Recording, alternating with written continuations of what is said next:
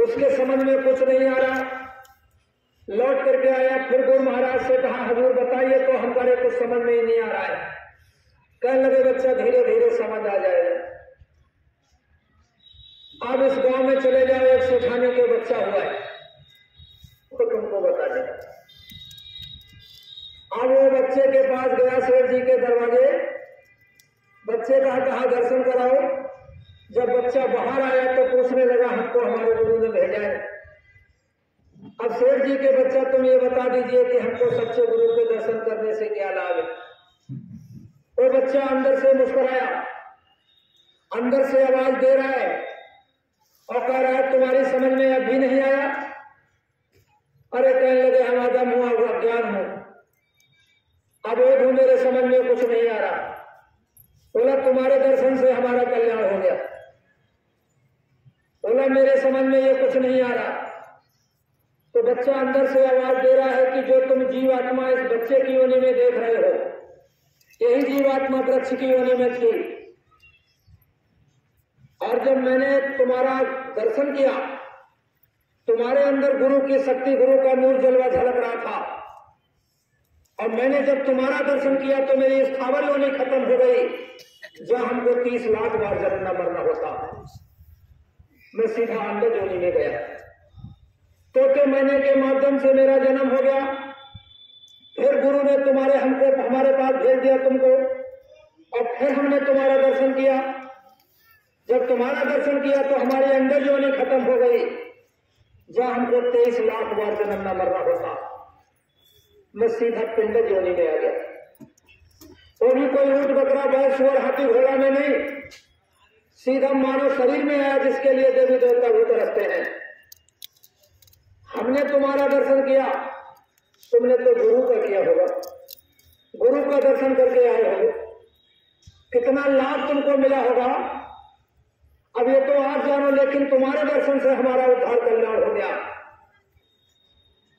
ये होता है दर्शन का महत्व। वो प्रेमी उल्टे पांव भागा, रोता हुआ, और जाकर के हजूर महाराज के चरणों में गिर गया। का हजूर सब धरती कागज करो, लेखन सब बन रहा है, और 7 समुद्र की मस करो, गुरु गुण लिखो न जाए। सारे समुद्र की स्याही बना डालो प्रेमियों, सारे वृक्षों का कलम बना डालो, सारे पृथ्वी का कागज बना डालो, लेकिन गुरु की महिमा को लिखा नहीं जा सकता है। हमारा आपका तो धान महंगा बिक जाए तो गुरु की दया हो गई, धंधे में कोई फायदा हो जाए तो गुरु की दया हो गई, कोई घाटा हो गया तो इस बार दया नहीं हुई। लेकिन दया क्या होती है? ये जन्म जन्मांतर कब से अपना घर सब लोग छोड़े, कितना सदियां बीत गए, युग बीत गए, युगांतर बीत गए। अब की बार ऐसे कोई महापुरुष मिले हैं जो ले जाने का बेड़ा उठाने कि हम आए वही देश से जहां तुम्हारो धाम, तुमको घर ले जाओ ना एक हमारो काम। तो आज गुरु महाराज हमसे आपको मिले। भले ही दुनिया के लोग ये कहे, सत्संगी लोग प्रेमियों समझ नहीं पा रहे कि गुरु क्या होता है। कोई कहता है कि गुरु मर गए, कोई कहता है कि गुरु जिंदा है। गुरु न कभी जन्मता है, न गुरु कभी मरता है। गुरु किसी जन्मता मरता तो आदमी है, और गुरु किसी आदमी का नाम नहीं होता। कबीर साहब ने कहा गुरु को मानुष जानते, सो नर कहिए अंध है, और हो दुखी संसार में पड़े काल के बंद है। जो लोग गुरु को मनुष्य समझते हैं वो अंधे होते हैं। गुरु एक शक्ति का नाम होता है। सदगुरु को सदगुरु बनाता है। सदगुरु पैदा नहीं होता है, जैसे भृंगी कीड़ा कभी बच्चे पैदा नहीं करता है। एक साधारण कीड़े को पकड़ लेता है और फिर अपने बिल में घुस ले जाता है, और उसके पंखों को काट करके उसको सपोर्ट बनाता है। फिर उसके कान के पास बैठ करके मुंह लगा करके और उसको कहता है पी पी पी, इतना पी पी करता है वो कीड़ा भी पी पी करना शुरू कर देता है। और जब उसके अंग निकलते हैं तो भृंगी की तरह निकलते हैं। उसने बच्चा पैदा नहीं किया था, लेकिन अपने जैसा बना लिया। ऐसे का ठीक निजाम भ्रंग को गुरु कर ले आप समान। ऐसे प्रेमी बच्चा, ऐसे ही गुरु को बनाता है।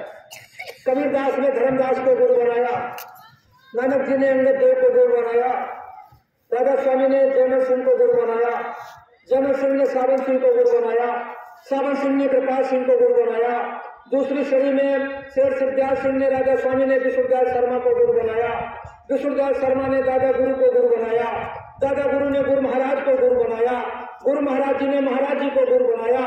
यानी गुरु पैदा नहीं होता है, गुरु को गुरु बनाता है और गुरु का दर्शन होना चाहिए। साल में नहीं होता है तो दोष लग जाता है। इसलिए प्रेमी भाई बहनों, इस समय वक्त के संत सदगुरु बाबा जय गुरुदेव महाराज जी के द्वारा बनाए हुए परम संत पूजनीय उज्जैन के बाबा जी महाराज के इसमें वो वक्त के संत सदगुरु हैं, इन्हीं के दर्शन की बात हो रही है। तो इसलिए वैसे तो जब जब महापुरुष आए, जब जब कोई संत महात्मा आए, तब तब दुनिया के लोगों ने उनके बारे में शंका किया। चाहे अवतारी शक्ति के रूप में राम आए हों, चाहे द्वापर में कृष्ण आए हों, चाहे और कोई अवतार शक्ति आई हो, जब जब महापुरुष आए उनके बारे में शंका किया। त्रेता में जब राम आए थे, राम ने दोनों भुजाओं पर उठा करके संकल्प लिया था कि मैं राम राज्य की स्थापना करूंगा। उस समय के लोगों ने उनकी बात पर यकीन नहीं किया था, राम की बात पर विश्वास नहीं किया था। बेचारे वनवास को चले गए, महावीर रावण उनकी सीता को हार करके ले गया और वन में जब भटक रहे कह रहे हे खग हे मृग मत कर नहीं, तुम देखी सीता मृग नहीं। उस समय लोग धक्का मार के हंस रहे। ये देखो राम लक्ष्मण जो राम राज्य की स्थापना करने जा रहे थे, आज बेचारों की दुल्हन चुर गई, उसको नहीं बचा पाए। ये क्या राम राज्य की स्थापना करेंगे? उस समय के लोगों ने राम का साथ नहीं दिया। अब जब राम का साथ नहीं दिया तो बंदर भालुओं को साथ लेकर के उन्होंने अपना काम किया। द्वापर में कृष्ण भगवान आए, कृष्ण भगवान ने एक नारायण सेना बनाई। नारायण सेना के माध्यम से 101 साल तक धर्म का प्रचार किया, लोगों को समझाया कि अच्छा है मान जाओ। लेकिन जब लोगों ने नहीं माना तो बन गई धार पटेरे में। 18 दिन के महाभारत में 56 करोड़ वंशों का सफाया हो गया। अगर सच्ची बात को मान लेते तो विनाश बन जाता। आज के 750 वर्ष पहले साहब कबीर आए, कबीर साहब ने लोगों को समझाया, मुसलमानों से कहा काकर पाथर जोड़ के मस्जिद नहीं बनाए, तापर मुल्ला बांध दे क्या बहरा हुआ खुदा। तो मुसलमानों ने खदेड़ दिया, ये नास्तिक है, ये नालायक है, भगाओ इसको। तो कबीर साहब हिंदुओं के पास पहुंच गए और हिंदुओं से कहा हिंदू ऐसो बाबरो पाथर पूजन जाए, घर की चकिया कोई न पूजे, जाको पीसो खाए। तो हिंदुओं ने कबीर साहब को खदेड़ दिया। पंडा पुजारियों के पास गए और उनसे कहा कि कंठी बांधे हर मिले तो बंदा बांधे कुंडा। कंठी बांधने से भगवान मिल जाए तो बड़ा सा कुंडा बांध लो, कंठी का बांधो। उस समय का सिकंदर लोधी को एक खबर लगी तो कबीर साहब की सरसी से खाल खिंचवाई, कबीर साहब को बांध करके नदी में डाल दिया। मोहम्मद साहब आए, मुसलमानों के इस्लाम धर्म को बनाने वाले। मोहम्मद साहब ने जब मुसलमानों को समझाया, एक खुदा के बंदे तुमने खुदा की खोज में खुदा को खो दिया, खुदा तो तुम्हारे पास था लेकिन तुम पानी पत्थर में भटक गए। उस समय के मुसलमानों ने मोहम्मद साहब को खदेड़ा और मक्के से मदीने तक उनका पीछा नहीं छोड़ा। आज कहते हो ये मुसलमान के बच्चा मक्का मदीना नहीं जाओगे तुम्हारा शरीर पाक नहीं होगा, लेकिन जब थे तो खदेड़ा गए।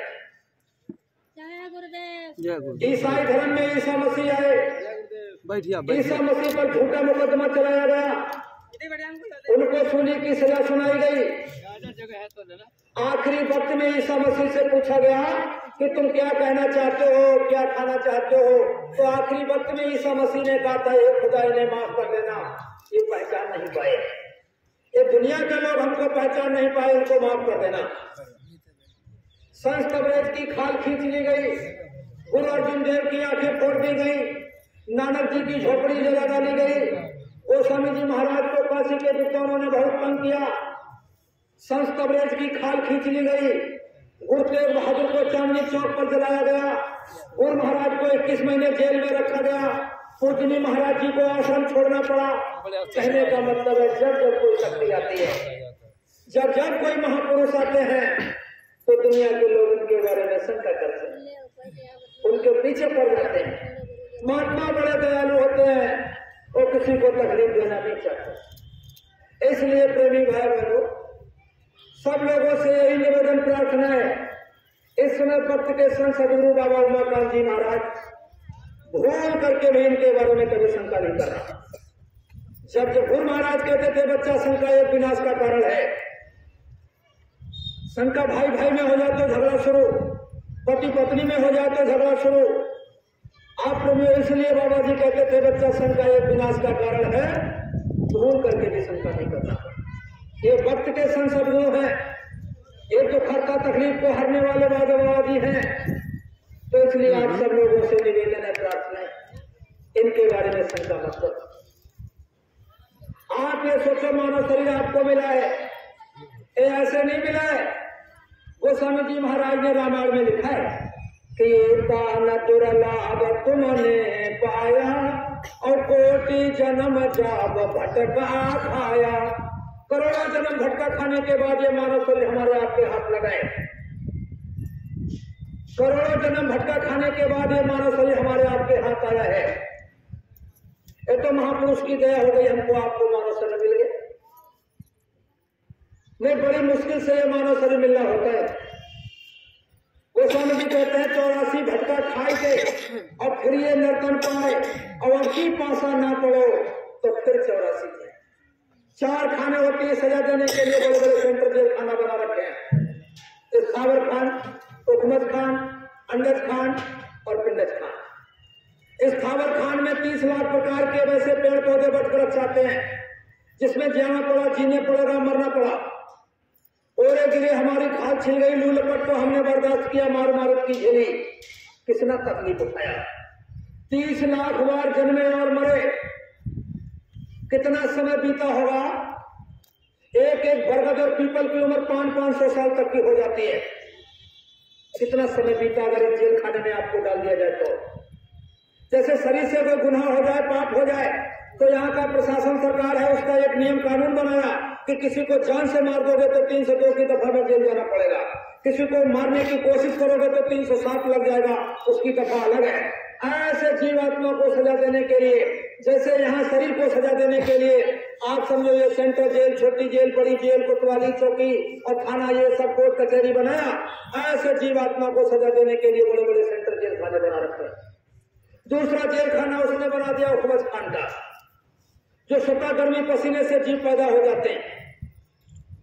27 लाख प्रकार के ऐसे जीव होते हैं जो स्वतः, जैसे सर में जुआ है, 4 पैर में खटमल है, सरसों में माऊ है, गंदे नाले में कीड़े हैं, चौमास में कीट पतंगे हैं। आपने देखा मई जून के महीने में किसी गंदे नाले में थोड़ा पानी रह जाए, उसमें कीड़े पैदा हो जाते हैं। और सूरज की रोशनी जब गंदे नाले पर पड़ती है तो पानी खौलने लगता है, इतना गर्म हो जाता है और उसके अंदर कीड़े हैं। कैसे बेचारे तड़प तड़प करके प्राणों को छोड़ते हैं। ऐसे हमने आपने यहाँ जाकर के तड़प तड़प करके अपने प्राणों को छोड़ा। 27 लाख बार जन्मे और मरे। इसके बाद तीसरी जेल में डाला गया, जिसे कहते हैं अंडज खान। अंडज खान के अंतर्गत 23 लाख प्रकार के ऐसे जीव होते हैं जो अंडे से पैदा होते हैं। कभी बतख में चले गए, मोर में चले गए, कबूतर में चले गए, तीतर में चले गए, कभी मुर्गे में चले गए, तो किसी ने तो आमलेट बना के साफ कर दिया, किसी ने छुरी चला दिया। कितना कष्ट उठाया। 23 लाख बार जन्मे और मरे। इसके बाद चौथी जेल में डाला गया, जिसे कहते हैं पिंडज खान।